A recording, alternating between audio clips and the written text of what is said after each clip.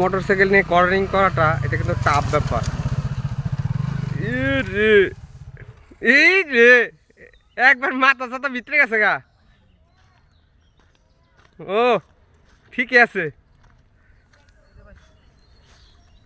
একবার ঠিক আছে, আমার পক্ষে ঠিক আছে। দিয়ে মাথা একবার যা আছে সব একবার খড়কটা ভিতরে গেছে গা। কেমনি কি হলো? ঠিকই আছে, তোমার লেগে এটা পারফেক্ট আছে।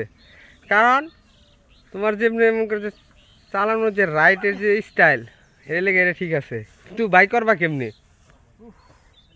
সামনে একবার মাথা সাথে সব আটকে গেছে গা। হাও দি বাইক কর দি নিচে দিয়ে